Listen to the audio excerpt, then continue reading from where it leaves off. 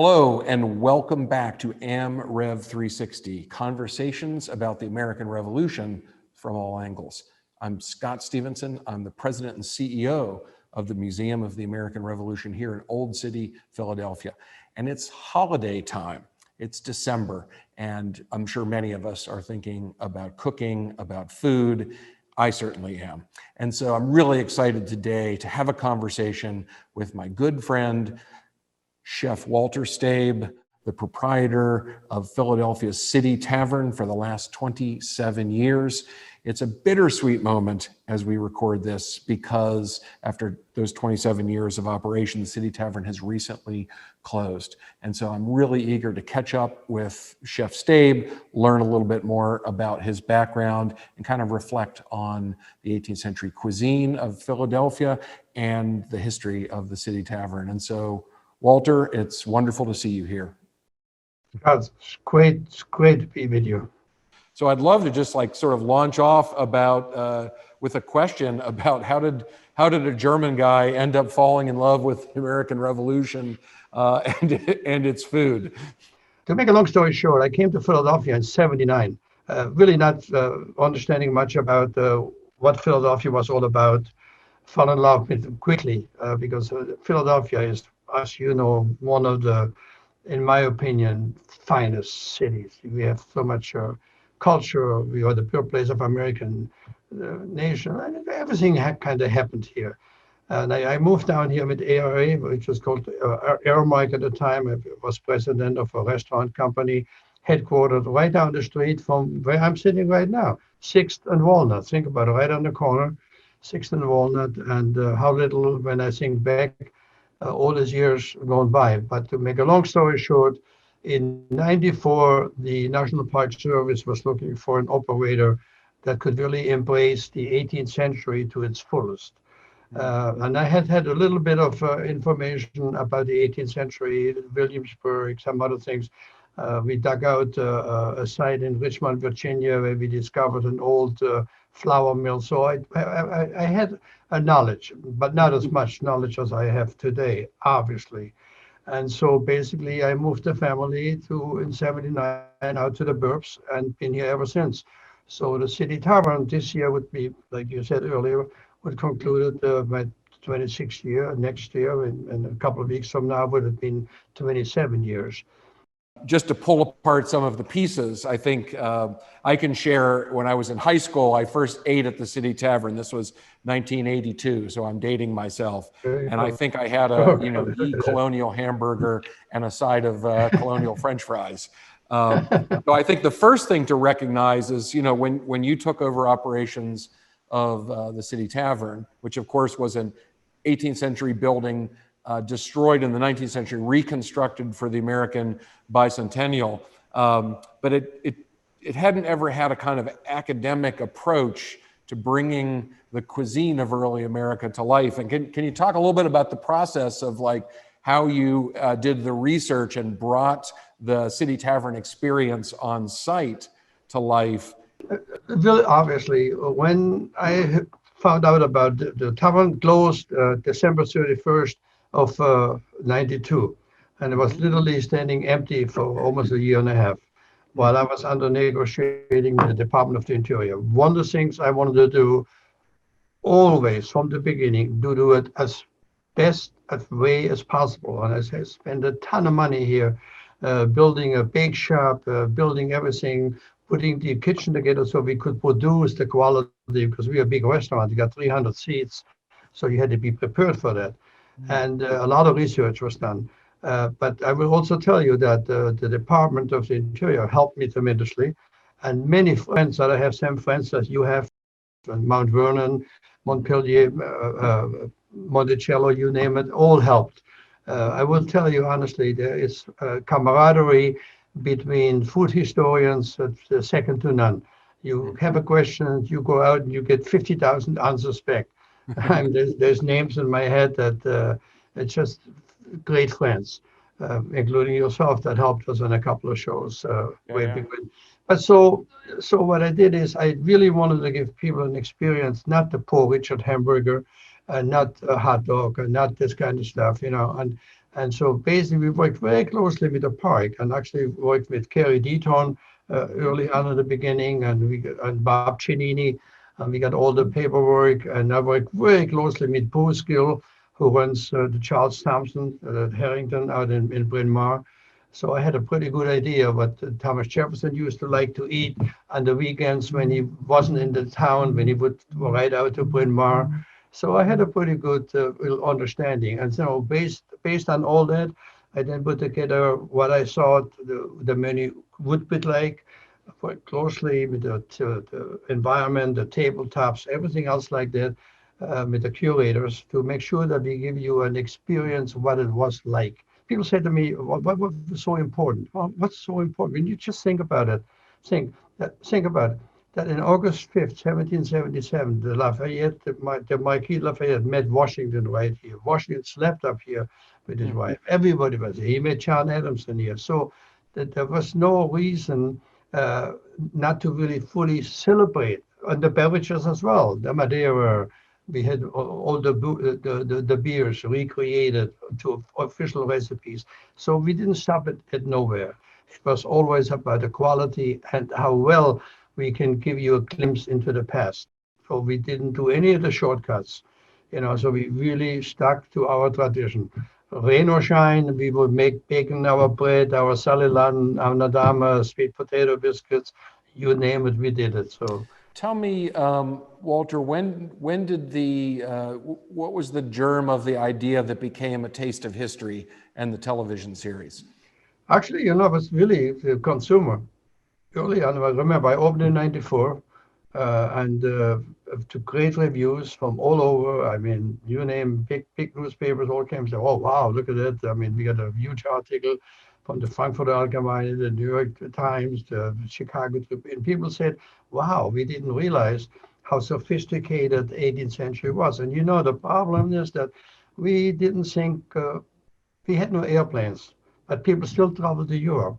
And people still saw what happened in Europe, and the many Francophiles like Jefferson and Franklin and others, there was a tremendous amount of sophistication. And I thought, man, somehow that sophistication should be brought back to the viewers, to the general public. And so that's how the show began. I think the other thing that maybe is not as appreciated as much here in Philadelphia is how you have been such an ambassador for the city, for its heritage.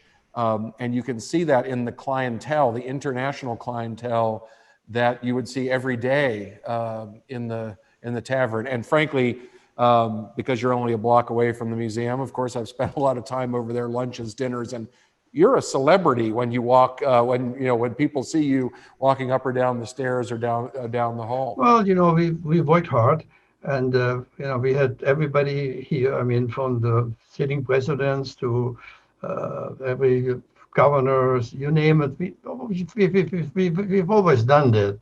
But you still got to be humble. And at the end of the day, you still what I call a restaurateur, and hospitality. It's got to be your shtick. You want to take care of people, and make it nice. So.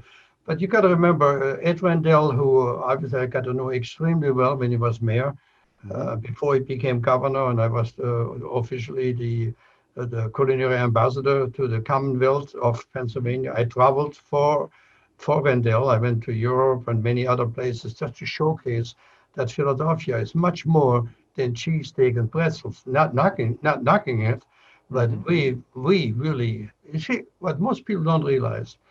The harbor, a stone throw across the street from you and me, brought all these beautiful products and spices right into the inner fabric of Philadelphia. So the Philadelphia, which was the second English-speaking city in the world, had so much culinary prowess. I mean, then when people ask me all the time, Jesus, what happened with the French? The French, when the guillotine started, the French made their money liquid. Guess where they came? They came to Philadelphia because obviously the French helped win us the revolution. And so they were very welcome. So 2nd Street here was just called the La Petite Champs-Élysées because all the French business settled right down there. So you could get a French baguette, you can get that. I mean, and I know even the culinary, the foods, our menu. Yeah, sure, I'm German, and there is some good amount of German influx in the menu, but there was more French, I would tell you, than German that the French brought over and integrated into it. And then Francophiles such as Jefferson and others, were really enamored with France and the culinary prowess of France. We incorporated this into our menus. Yeah. You're making me hungry. So my next question is, what are you cooking for the holidays? Well, I'm trying to stay on my superfood, which is airing right now on Amazon Prime, which is kind of cooking, no salt, no cream, no fat. But I will have some nice root vegetables and maybe a little something. It's kind of like when people always say to me, like, oh, what did people eat at the 18th century? Mostly game, obviously, because people did not kill their own chicken, contrary to popular belief. You needed the eggs, the baking, as we were just talking about. But a lot of game birds, wild turkeys would be eaten, obviously venison, tremendous amount, and a lot of root vegetables. Because remember, take away the airplanes, take away the supermarkets. So what did you have to eat as far as stuff that would stay in your root cellar? So you were very smart of stuck in your root cellar, and then the root cellar vegetables would be then incorporated in many different fashions. And don't forget, there's a lot of great cookbooks out. One of my favorite books is written by Hannah Glaser in 1745, which I use a lot, but there's so many more that I've incorporated into the show. And I'm amazed so many times about the sophistication the 18th century had. And so this was the entire premise of my show. I wanted people to understand that the history and especially the culinary powers was very, very sophisticated, much more so than most people think. We kind of got away from it. I guess Industrial Revolution set in, everybody got busy. And I have no problem with fast food, by the way. I'm not anti-fast food, but there was so much more thinking and planning on the menu and planning your garden. There was a very interesting time. Yeah, no, absolutely. I know, one of the great legacies of Pennsylvania's great ethnic diversity is these fantastic sort of regional cuisines. I think, some food historians have talked about Pennsylvania as one of the most diverse in terms of its food traditions. And like you say, people instinctively know about the Pennsylvania Dutch, the German cooking, which even there's a lot of diversity within that. I think you've done a great job of recovering this tradition of French cooking in Philadelphia that I don't think anybody ever talked about in the past. No, matter of fact, it's really the truth. I mean, not until you dig deeper into it, and I don't have to tell you're a historian yourself. It takes a lot of time to develop the show and go through it and really understanding how food traveled here. But the most important part to remember is our proximity to the harbor right across the street. I mean, that made life so much easier. And I'm telling you, when in Philadelphia, when the chefs here already had fresh mangoes and made mango chutney, which in some parts of the world had never even been seen, So there was a tremendous amount of, and it's interesting to learn. And for me, myself, I learned a tremendous amount every single time a new episode comes about, and the research we did, and the interacting with the many different PhDs who, like I said earlier, have always been extremely helpful. So if viewers are interested in following you, seeing what you're up to, if they're interested in supporting the work of A Taste of History, helping to make sure that season 11 goes live, how can they do that? 11 is live, so that we produce season 12. They can go very easy at citytavern.com. There's a donate page. They can go and buy some of my books and buy some of my other goodies in there, and we'll be around. I mean, I'm hoping that once the building is going to be restored completely, this building is going to be here forever. Remember, it was opened in 1773 at Christmas time, just about that time of year. And anything that anybody met here I mean, you think about for the first Continental Congress in 1774, where do people hang out? Here. And most people, a lot of the tourists that I've talked to or other people, they would say, explain to me why it's so important, this city tavern. Why? Because at the State House, which we now call Independence Mall, you got to be careful what you had to say about the king, because you'd be hanging on the next tree. But you come over to the tavern, a couple pints of Thomas Jefferson ale or George Washington. My mission was always to let people leave here with a complete understanding and appreciation how great the 18th century was. When I'm not talking politics and I'm not talking anything else like that, I'm purely talking about the culinary prowess. You know, and I love history.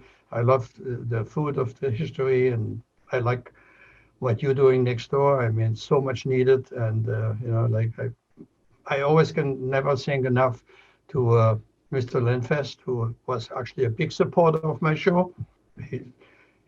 I'm missing him. How is that? We all miss him, that's for sure. Well, Walter, you've been a absolute blessing and a gift to the city, and I know there's a lot more to come. I'm very excited. I hope our viewers will check out the website for City Tavern, follow the Facebook page, and looking forward to all of your endeavors ahead. Thank you, my friend, for being with us today.